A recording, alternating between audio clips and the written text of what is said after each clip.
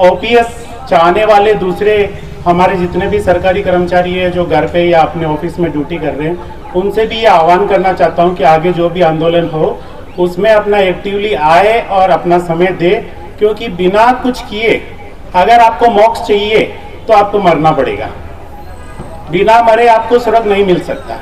अगर आपको कुछ चाहिए और आप अपने हक के लिए लड़ना चाहते हैं तो आपको वो जोश और जज्बा दिखाना पड़ेगा। जो आज मंच पे बैठे हैं, ओपीएस मिलने के बाद ऐसा नहीं है कि आपकी पेंशन भी इनको मिलेगी। ये लोग जो लड़ रहे हैं ये अपने हक के लिए लड़ रहे हैं, साथ साथ आपके हक के लिए भी लड़ रहे हैं। हमारे यहाँ पे एक ऐसे है इस पोस्टर के अंदर जिसमें लिखा डीएन सिंह जी, ये ऑलरेडी ओपीएस ले रहे हैं और ये रिटायर्ड हो चुके हैं, फिर भी हमसे 100 गुना ज्यादा मेहनत ये कर रहे हैं और सब लोगों को मोटिवेट कर रहे हैं। यहाँ तक कि मंच पे बैठे हुए हैं, इन सब लोगों को भी डेली करते हैं और 100-200 किलोमीटर डेली चल करके कोई भी ओपीएस की मीटिंग हो या कुछ भी मूवमेंट हो, ये सबसे पहले पहुंचते हैं। तो हमें इनसे एक प्रेरणा लेनी चाहिए। और जैसा कि हमें पता है कि भारत देश एक लोकतांत्रिक देश है और लोकतंत्र में वोट की जो कीमत है, वोट की जो चोट है, वो हर सरकार के ऊपर ऐसी पड़ती है कि मजबूरी में नहीं चाहते हुए भी उनको देना पड़ता है।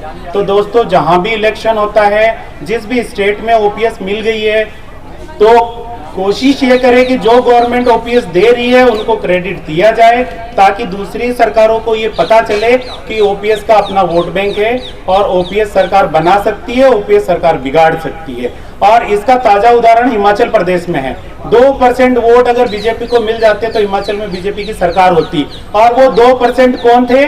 वो सरकारी कर्मचारी थे। उन्होंने बीजेपी का वहां पे सारा खेल बिगाड़ दिया और वहां कांग्रेस की सरकार बन गई। और कांग्रेस की सरकार ने पहली कैबिनेट में ओपीएस देने का वादा किया था।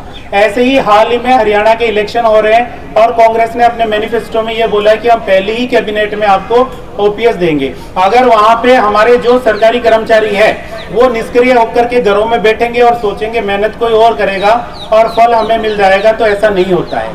आपको मेहनत करनी पड़ेगी। जो आपके हक के लिए आपके साथ खड़ा है, चाहे वो विपक्षी पार्टी है चाहे पक्ष वाली पार्टी है, उसके लिए आपको मेहनत करनी पड़ेगी। उनको आपको वोट दिलाना पड़ेगा, वोट देना पड़ेगा, सरकारें बदलनी पड़ेगी।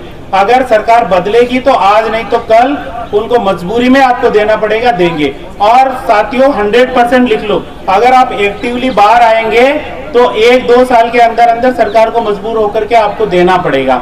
आज 240 पे आए हैं, ये 240 कब निकल जाएगी पता भी नहीं चलेगा। एक एक करके स्टेट खत्म होते जा रहे हैं, धीरे धीरे पता चलेगा कि पूरा हिंदुस्तान भगवा था, वो कब दूसरी पार्टी का हो गया। इसलिए ज्यादा लंबे टाइम तक सरकारी कर्मचारी जो कि पढ़े लिखे जागरूक वर्ग है, आज 90 लाख सरकारी कर्मचारी है, एक फैमिली के अंदर 2 वोट मांगते हो और वो 10 फैमिली को इन्फ्लुएंस करती है, तो आज करोड़ों वोट लेकर के हम चलने वाले हैं। इसलिए मेरा आपसे अपील है कि कोई और हमारा जो ओपीएस का लीडर है, एनएमओपीएस का लीडर है, वो आएगा और हमें बोलेगा कि हमें जाना चाहिए, हमें करना चाहिए, क्योंकि हम पढ़े लिखे लोग हैं। हम अपने हक क्या है, हमारी जरूरत क्या है, हमारी मांग क्या है, ओपीएस में, एनपीएस में, यूपीएस में क्या फर्क है, ये सब हमें पता है। इसलिए मंच से खड़े होकर के ये बताने की जरूरत नहीं है कि ओपीएस हमारे लिए कितना जरूरी है या यूपीएस में क्या कमियां हैं, एनपीएस में क्या कमियां हैं। हम सब समझते हैं, सब समझदार हैं। तो मेरी अपील है कि आगे जब भी जो भी मूवमेंट हो, सारे एक्टिवली आए और जहाँ भी वोट पढ़ रहे हो, जिस भी स्टेट में वोट पढ़ रहे हो, अपने जितने भी पर्सनल कॉन्टेक्ट है उनको फोन करके बोले कि जो सरकार हमें